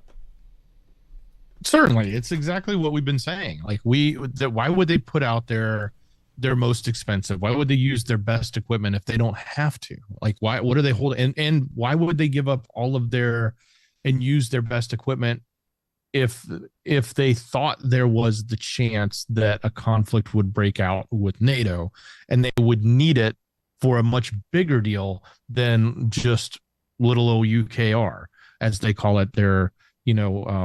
It's not a conflict. It's an an exercise, not even an exercise, but it's an event that they're doing. It's a military event that they're doing. And so this goes back in specifically to what we've said. They're not going to take these this expensive equipment and waste it here. They're not even, and so that what they're saying is they've potentially been using these aircrafts, but they're using it from within their own country because they have such long range on them. They'll fly them and they'll fire, but they'll do it from the safety of being in their home country, not crossing into the border where they may be susceptible to taking on, surface to air munitions and things like that puts them at risk. So again, they're giving you an explanation for the audience members and everybody that keeps, once you leave here from our show, because we've been saying forever, they're throwing in old gear, 100-year-old rifles, 60-year-old tanks, ancient stuff, and of course, they're not even to their real military yet. They're not even to their real gear yet. And they've done whatever they've done to this point. I don't think a lot of people have patience. They're like, 10 months? Shoot, we were in Afghanistan we were over in the Middle East for 20 years. Okay, this is just the beginning. If they were really going to do something for a very, very long time, and even they fought hard, they haven't even used their stuff yet. They used conscripts instead of their trained guys. They have a big military. But what did they do? They grabbed basically people off the streets, sent them in, and they've done this in multiple conflicts where they basically send the disposables in with a 100-year rifle and say, well, how much damage can we do with that? Right? They basically threw it in the trash trying to see what they could do with basically, it's almost like a slumlord, right? How can we fix this for the cheapest possible way? How can we do the best job with the worst job ever? How can we do the best job with the least expense? And they're not even using their jets. To this whole point, they haven't even flown. And they are giving you the excuse that it's because they're scared it will be shot down. Why would they be scared? Do you think UKR is going to get their flight technology? They have the U.S. backing them. Are they afraid of the U.S. getting a hold of their flight technology? Is it better than ours? So they basically have done this whole thing, and they have not even used their extremely high-tech jets yet. The point is they're painting this narrative that Vlad is completely failing. I think he's doing a Sun Tzu thing here. The art of war. Look weak when you are strong. Look strong when you are weak. There's there's every paragraph in that damn book applies to what Russia is doing right now. And never underestimate your enemy. That's something everyone is doing. They're underestimating Russia. Russia has the back of China, and China is number 2. Between China and Russia, U.S. is the advantages the U.S. has goes far down. Then people go, well, then you add in NATO. Well, NATO is basically off the teat of the U.S. Some of the NATO countries that people consider and think of like as a big force have tiny militaries. So, and you've got countries like Sweden and Finland joining this thing. This is what World War III looks like. We're painting a picture here, and it's not good, but you also don't have to live in fear and live under a rock either. You can't just ignore what is happening right now. At this point, if you think that's great. This is a scary movie. We're painting a real picture. If you don't like scary movies, don't watch them. As far as them not using these jets, I mean, this is further confirming what we were saying. They're not even using their good stuff yet. They're saving it for something else. And I think it's what the main fight will be. They're saving them for direct confrontation with other U.S. jets that do have the tech. And then Kremlin says new Western armored, and by the way, or you could look at it this way, why would they fly over if they have missiles that can go across the entire country and hit and keep them above their own land? That just doesn't make sense. If it was the U.S., you would say the same thing. U.S. wouldn't, if Canada and U.S. were going at it, if U.S. could hit any province of Canada without leaving the U.S., why would they? That just doesn't make sense. Common sense. And then the Kremlin says new Western armored vehicles for UKR will deepen suffering. Dex, why are they saying it will deepen suffering? Basically, they're pissed off. Saying basically it's not going to work. They're saying, France and Germany, just like the U.S., have all agreed now to send in armored vehicles. We reported the Bradleys from the U.S. I think last show. But they're basically saying it's not going to do anything. It's just going to prolong it. And what's interesting is this is a very similar statement. This is coming from the Kremlin, and I think it's specifically coming from Dmitry Peskov. He's the spokesman. But there's also this other opinion piece that came out of Washington Post, and it was written by Condoleezza Rice and someone else. And I'll put a link to it in Overflow. I got to go find it. But what they were saying, and I'm not a big fan, but what they were saying is that we're basically propping up UKR. In other words, they're only as successful as we give them the equipment and we fund everything and we fuel everything. They can't do it on their own. At least that's what Condoleezza Rice was saying in her opinion piece. It's also what I'm getting at from Peskov here in their statement. It's like it's only going to prolong the suffering. In other words, it needs to be over. The only way they're able to stay in this conflict, they being UKR, is because the West is giving them everything. If we weren't here, it would have been over. And so by us doing this, we're prolonging the inevitable. Or we have to take it to the next level, which is I recognize the fact that Vlad and the West are actually at conflict with one another. And that's the thing. Would UKR, without any of this investment into world security, would they have already been taken over if it was not for the stuff we sent? We're being told that essentially the stuff that is having them victorious in the will of their people is the gear that they have been sent by other countries. Minus anything we gave them to date, it probably would have been a whole different story, right? Well, so I understand what they're saying is basically you give them these armored vehicles, they get a little bit farther in, then they get taken out in those vehicles. Basically, you're stopping the inevitable if we're not willing to go to war with them. But if they do end up, basically they're saying you're keeping this thing going, but we're eventually going to take UKR. What is really at stake here?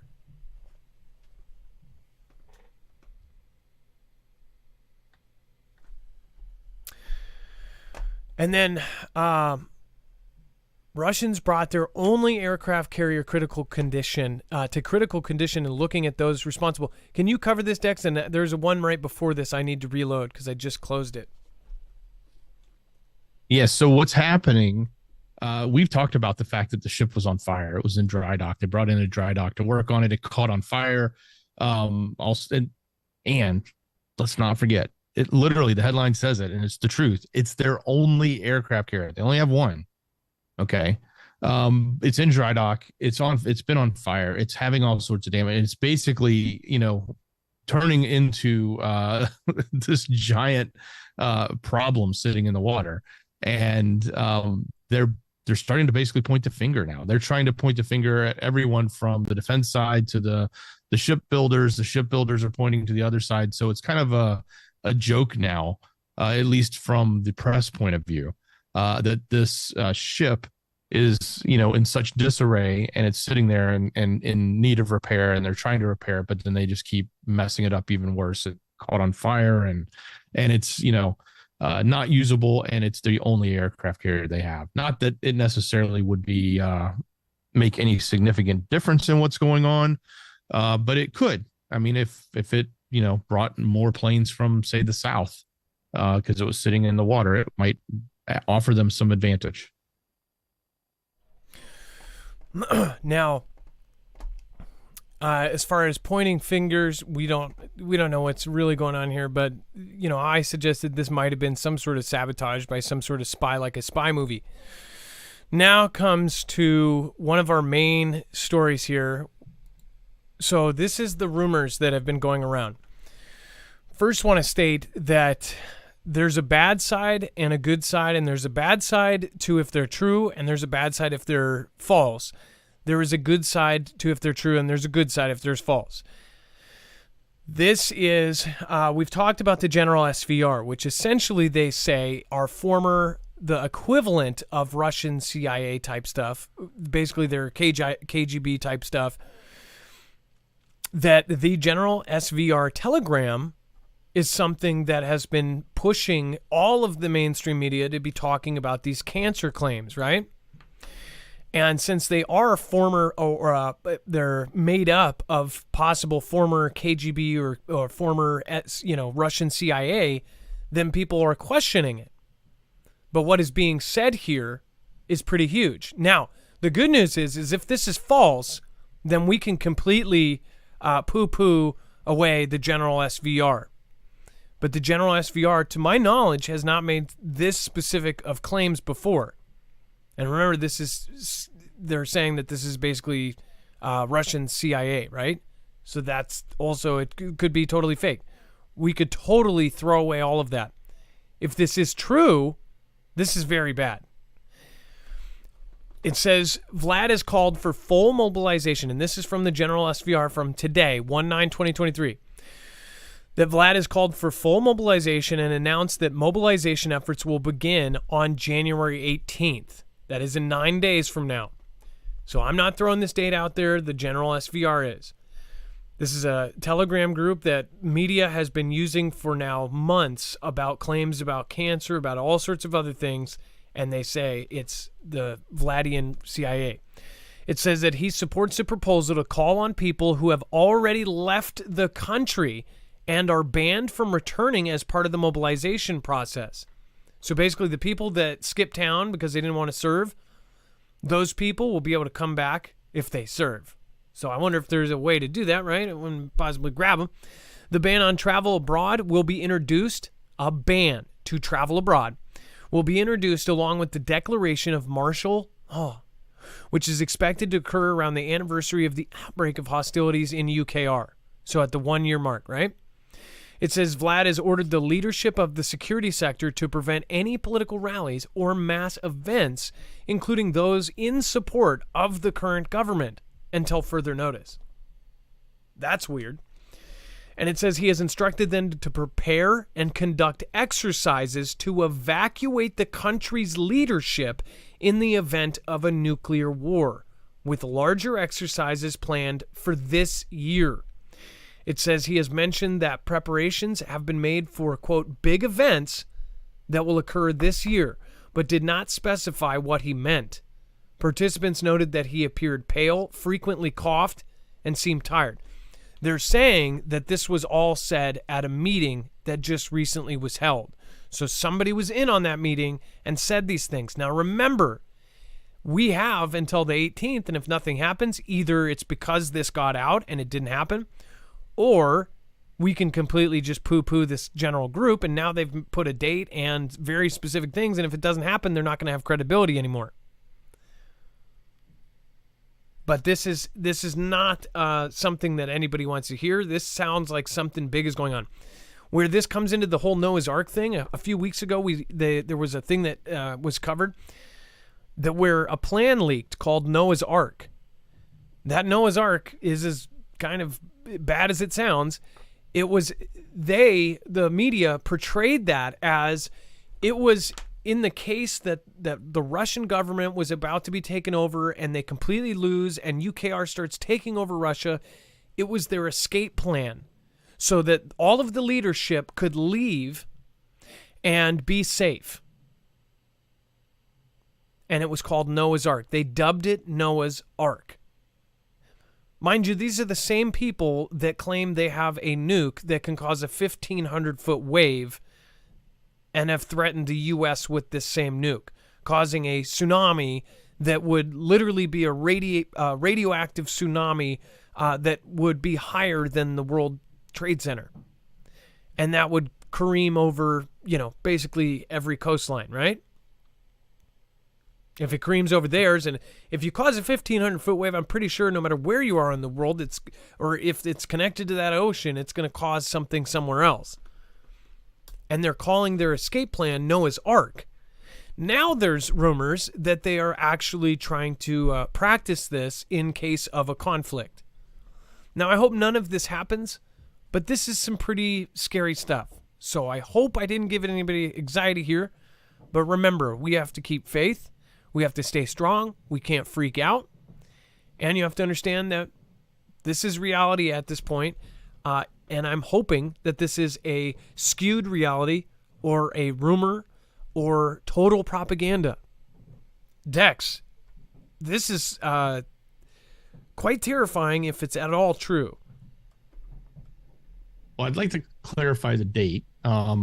They did say the 18th, but they also said the first 2 weeks being covert. So that means we might not see anything until the 2nd, I believe, would be 2 weeks after the 18th. So February 2nd. So that's their dates, not our dates again. And the other point I'd like to reference is this group is the one that claims they're SVR. SVR is the English acronym that stands for the equivalent group of CIA. So that when they say SVR, it's called SVR over in Vlad's country. So they're both former, they claim to be former, but they also claim to be active. There's some active that are part of this. That's what they claim. Nobody's been able to verify it because they won't give up their identities. Obviously, if they are who they say they are, then it would not, make sense for them to out themselves. So but yeah, big claims, very big claims. I specifically, we've talked about the whole preparation for a nuclear type event. But the other one is this big events that wasn't actually clarified and what that may or may not be.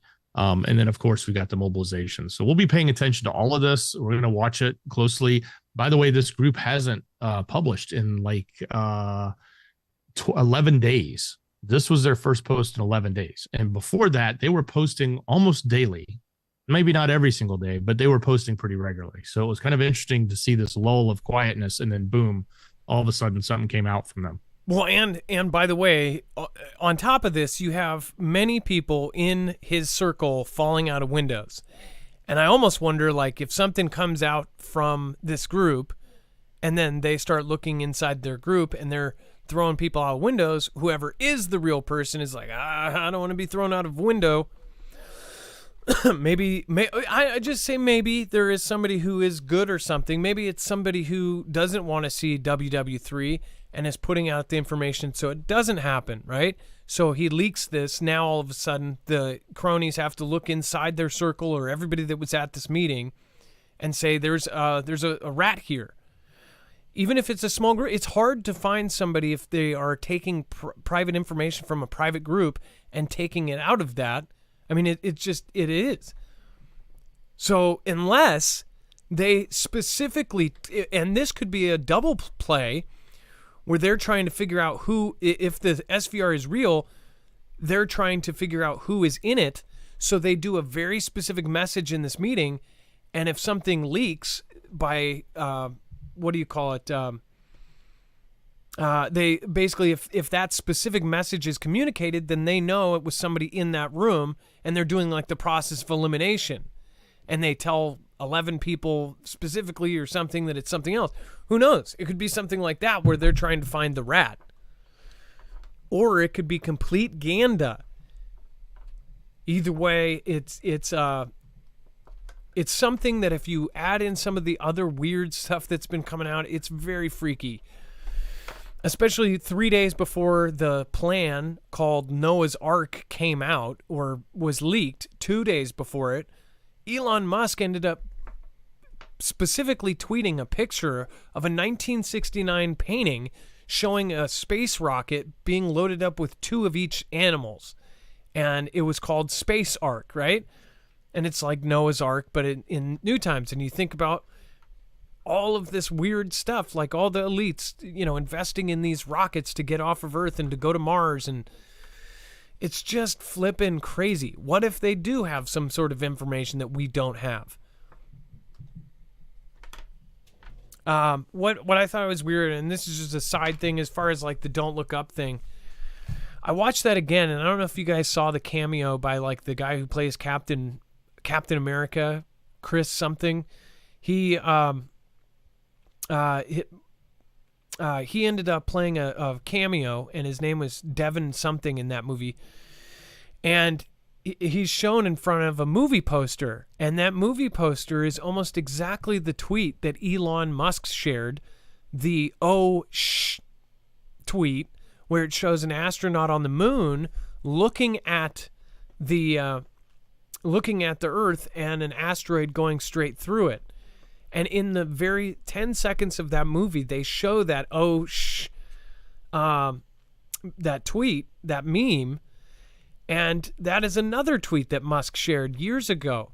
He also did a tweet of basically a cloud coming over and covering a city, and then put a Doge dog on there for the Dogecoin. Basically, the Dogecoin is going to take over. And these are all taken as like funny jokes or stupid memes. But he has posted now like 6 apocalyptic tweets where it's pointing to these like hints that something is happening. Meanwhile, he's actually making a BFR, a big friggin' rocket, and supposedly going to he has a deadline of when he wants to get 1 million people to Mars. When you watch Don't Look Up, and by the way, in that movie, another little Easter egg is when what's-her-face, the Ariana Grande does her song. Apparently that a lot of that, half of that song was actually improvised. And then the part that was wrote says, this is probably happening in real time. In that movie, when he put it out through the trailers before it released, his trailers had a black screen and it said, this is based on a true story, ... that hasn't happened yet. Adam McKay literally is the guy to go to if you are going to base something on a real story. He has won awards after awards on his actual stories based closely on the truth. And I just thought that was so weird. And in that Don't Look Up movie, you have every character basically, they made them, it was like they just changed the name and the look of the character, but it was somebody in real life. Glenn Close was T-Man. Ariana Grande, the Mila Rina was Ariana Grande. The one guy was Drake. Those were the stupid ones. The girl in that movie is supposed to be related to Greta Thunberg. And the guy even has, all of the characters are based off of this loosely thing, right? I just wonder if they did find something, would they not tell us, and would they set up these plans to get off of Earth? And then they double downed on their 4D chest, and they told us that this was actually a representation of what's happening with the world and the weather, and this was a message to people to believe in that. That they turned it, they said, oh no, this is propaganda. I almost think it goes a step deeper than that, and it's a message underneath the propaganda.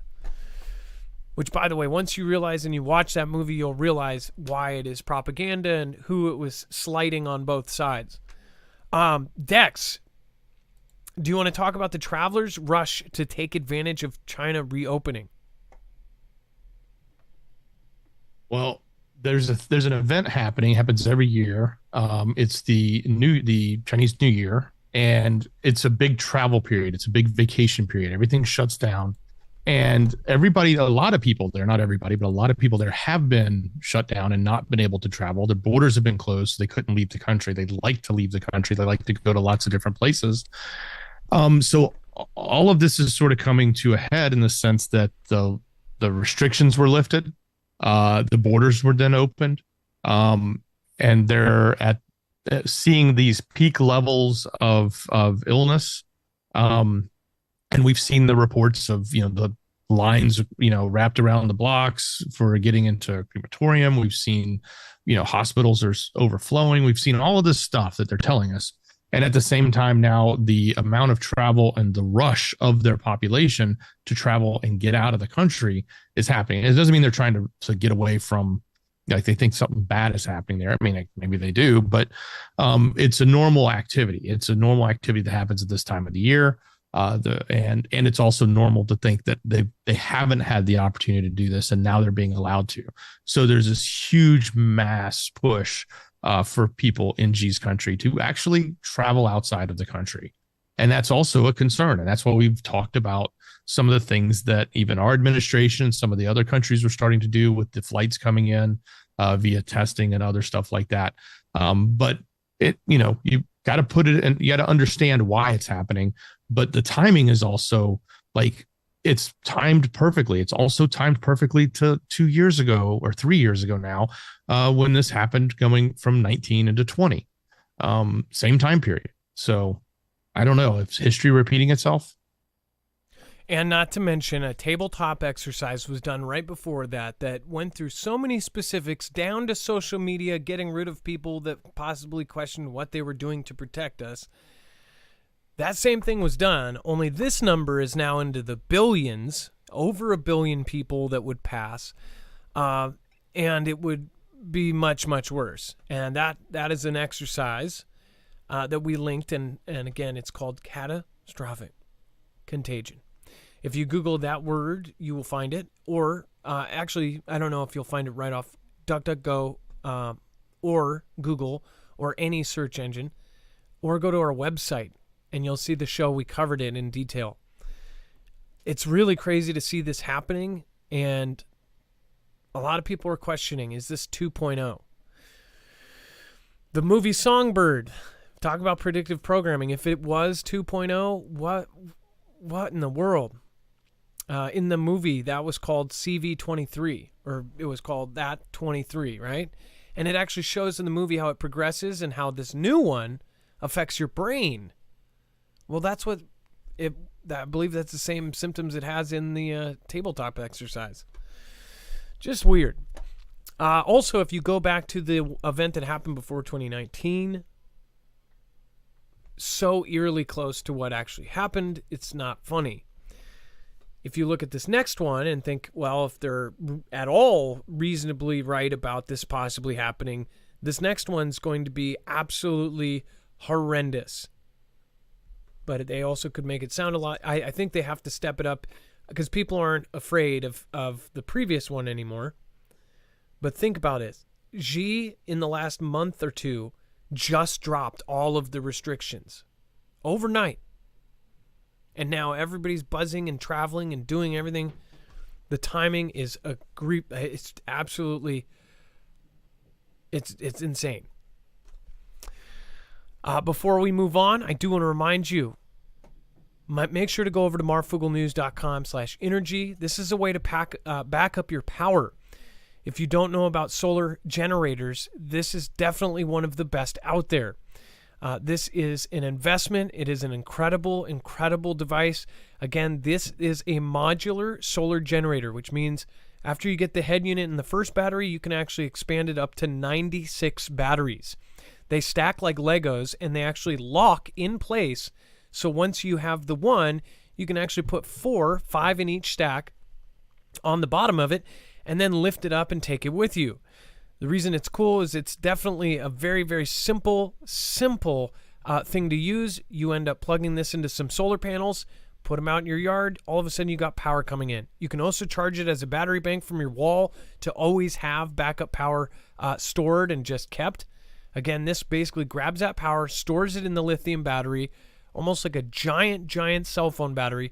But this is actually able to power pretty much anything you need. Again, you can power your power drills at work. You can take it with you and go to your campsite, power lights, power all sorts of awesome stuff. The great part about this is it's absolutely silent. There is no sound. There is no nauseous fumes coming off of it. You can have it inside. Again, nobody's going to hear this from 3 blocks away running if SHTF does happen.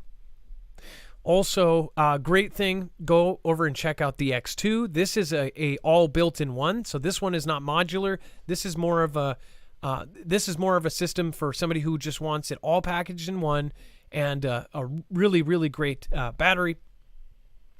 As far as this one goes, this can actually be dual linked to double the output, so you can connect 2 of them if you wanted to power some huge stuff. Again, this is a great system, and it's a UPS, an uninterrupted power supply, which basically means this system, if you put in your RV or your van or van life situation, when the power goes out, this will actually automatically take over in less than 10 milliseconds. Also, they have the LT, which is not pictured here. I do have mine. Mine charges all my cell phones and stuff, and I take it with me. This is the one on the screen is the X2. That one's big. This one is the LT. This is the 350 watt one. This one's really cool. Somebody sent me a message and said, well, what's the use of it? It only has cell phone chargers. There's USB-C, USB-A, and then there's 2 adapters you can actually use for 12 volt and like plugging in car stuff. But it actually has 2 plugs, and then you can actually put an extension cord off of that and plug in, more than 2. So it does have DC. So make sure to go check that out. These things are absolutely awesome. I don't know what I would have done with mine with all these storms that have hit us. We've lost our power multiple times. I think that these will end up either saving a life or making life a whole lot more comfortable in any kind of disaster. It doesn't have to be the end of the world to want a backup power supply. Also on the Flex, just one more note, you can get a EMP shield for this. We're doing a full video on a review of this. I think this is one of the most important things to have in a prepper's arsenal is not only a generator in general, but again, backup power. So if you have a gas powered generator, I would still look at one because there's different pros and cons. All right. And then conservatives wage secret plan to put the little pontiff under so much stress he will step down.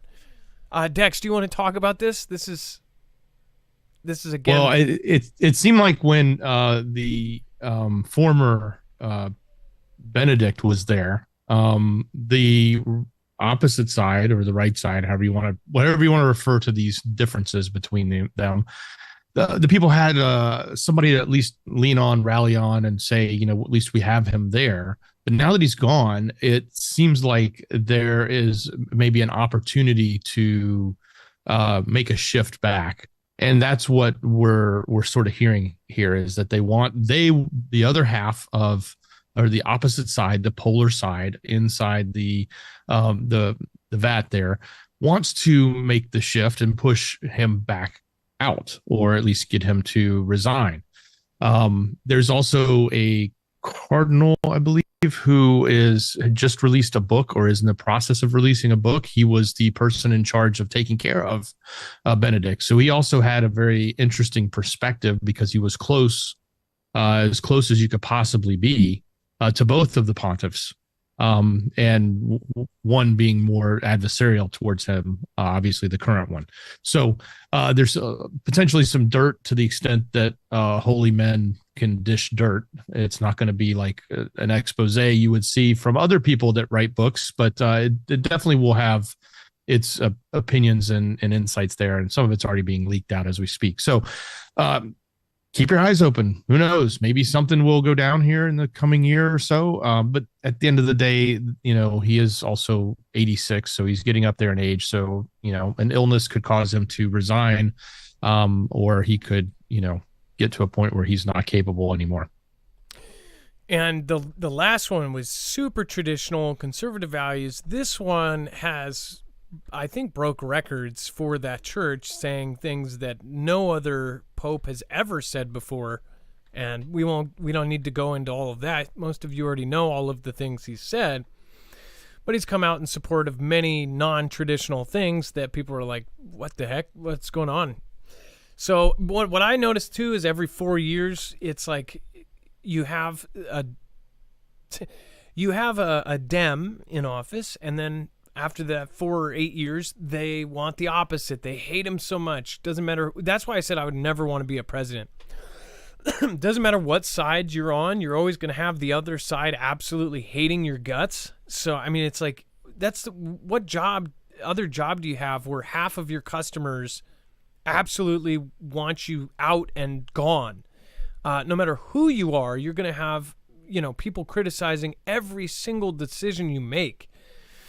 At least for the last, 6 presidents, or at least all the presidents I've been alive for. But it's like they have 8 years of this, then they want the other thing, and then they have that other thing, and then they go, this sucks, we want to go back, and they keep going back and forth.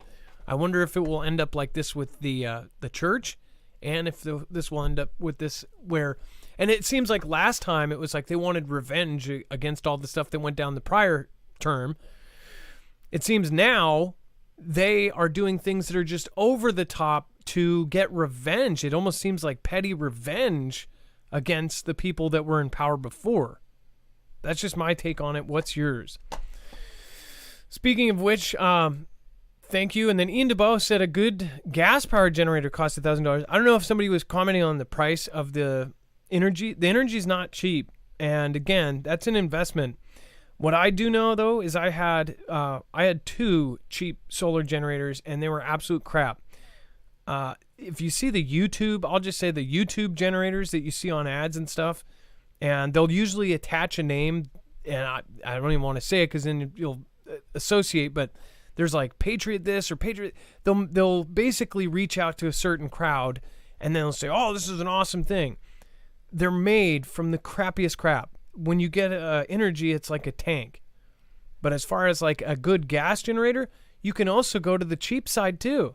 You can get a $300-400 generator, but it's not going to last you a long time. In fact, once you go up in level, you start stepping up to the good gas powered generator. Then you got dual fuel and got all this stuff.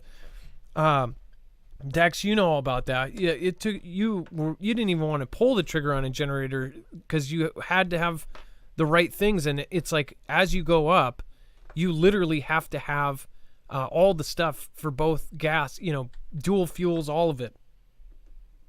Well, yeah. If you're gonna get a gas, you want to have dual fuel, but you also want to have quiet, and and you also want to have the cleaner digital, if you want to call it that, energy, so it's not as rough as the old style generators. So when you start layering all that stuff in, yeah, you're spending a lot, and they're not cheap, and so that's it's as a comparison, it's in the battery world, you're also spending a lot. But it's also, but the flip side is like if you wanted to have a gas generator, how much gas do you have to store if you want to run it for a few weeks or a month or 2 months versus, okay, well, you have a handful of panels, and how much power can they provide for you? Is it enough? And as long as you have sun, you've got unlimited amount of power. So that's kind of a nice thing too. So you have to make the trade-offs, in the decisions. Like you say, ultimately you want to have everything. You want to have a small generator, a medium-sized generator, and a big generator. You want to have both gas and battery. You want to have it all because there's many different scenarios where they all play in. But having a solar power generator has probably been the best thing I've seen from the generators that I've owned. So I like it a lot. Yep, and I think I'm not saying gas generators are bad. You should have a gas. It would be a perfect dream scenario is to have both, and to have a ton of fuel around.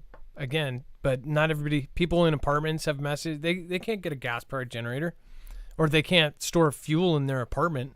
How are you going to do that? Let's see here. Especially if they do plan on bugging in. I wonder how many people plan on bugging in if they live in an apartment. It wouldn't be such an easy thing. All right, Dex, let's go over to the web only. Quick, I want to say thank you, and thank you. It looks like we had Exit. How did you do that? That's your profile pic. You don't even have a name. How did you do that? I am now the wonder and magic. Let's see here. Oh, maybe it's too long. That's why it won't show me. Thanks, Adam, Dex, and Mods, for your work. I've been watching your videos for years, and I wanted to give back. Thank you. It says, give back to communities like yours. Thank you so much. I appreciate that. And Stephen McMahon says, Vlad will launch a big push soon, and they will take all of UKR along with the Black Sea and all the way west to Moldova. Stephen McMahon, that's at least what their map showed on the map that leaked. That's kind of foretelling. Hopefully that's not the case. That's so weird. Exit, you don't have a name. That is the weirdest thing I've ever seen. Anyways, thank you so much for your support, and I appreciate that. Blank, I guess. I didn't know you could do a channel with no name. That's actually really cool. All right, Dex, let's go over the web only, and then, of course, all of the extra content down at the bottom. And we have a lot to cover. So go to marfooglenews.com, click on the thumbnail for the show, or on YouTube or Rumble, just click on that show notes link. It's in the description. It'll take you right here. Scroll down to get to the yellow bar. You'll get to the rest of the story. Lots going on here. There was a crazy incident in an airplane. The plane door springs open midair. Passengers' luggage is flying out. Hats are flying off the heads. One person actually trips and almost heads that direction, but then catches themselves. It's all happened in Vlad's country, an Antonov type plane. I don't remember what type of plane, which exact plane it was, but fortunately they were able to make a quick emergency landing.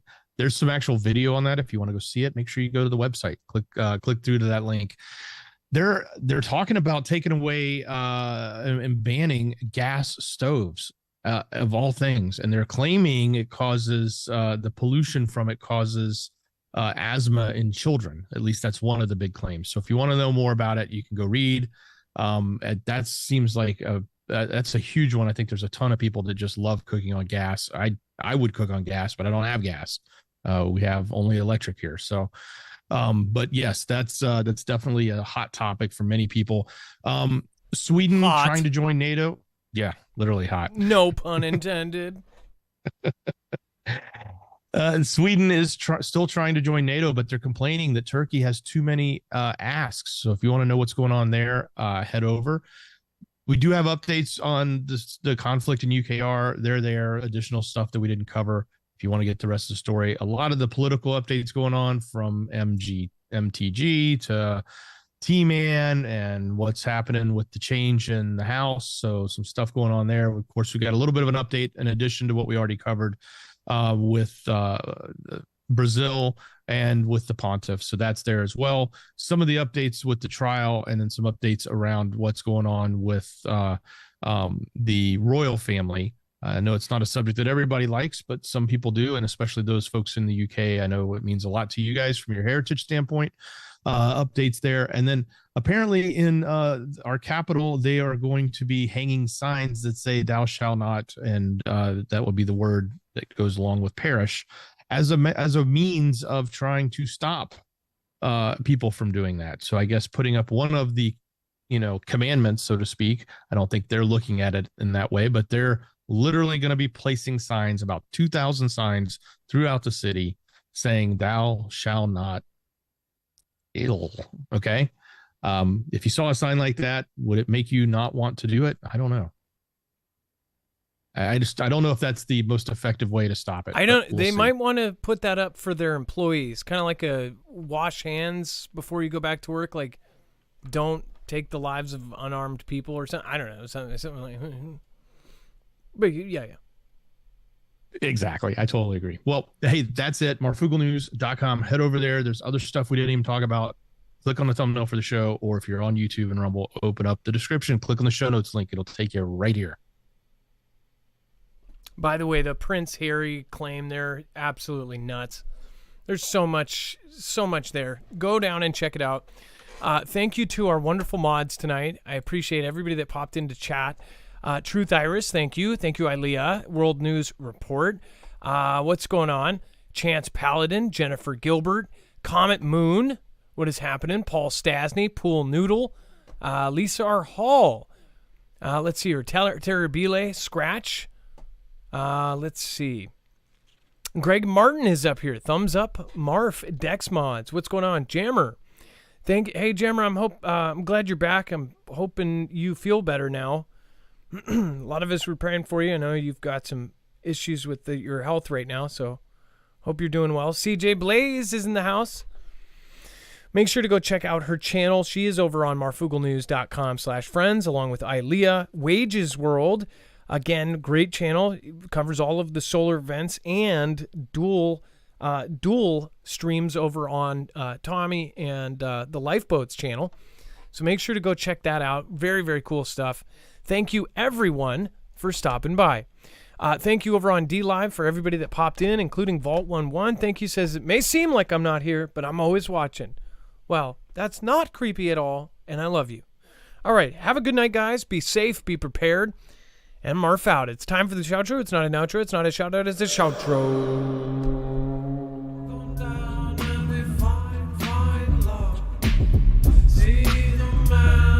Signs above, all gone down, and we find love. See the man and the signs above, all gone down, and we find love.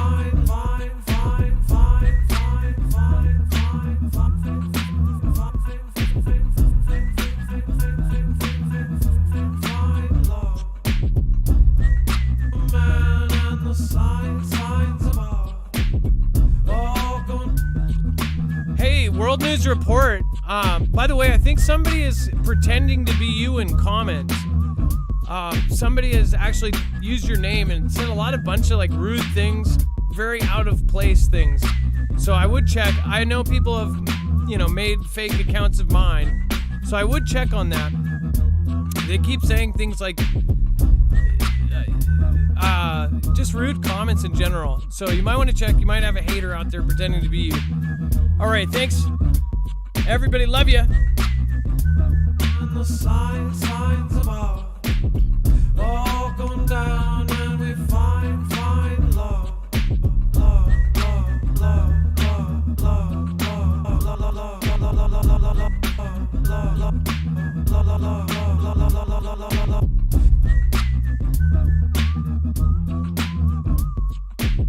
I've got the Murphy's Law and the KT Queen's lie.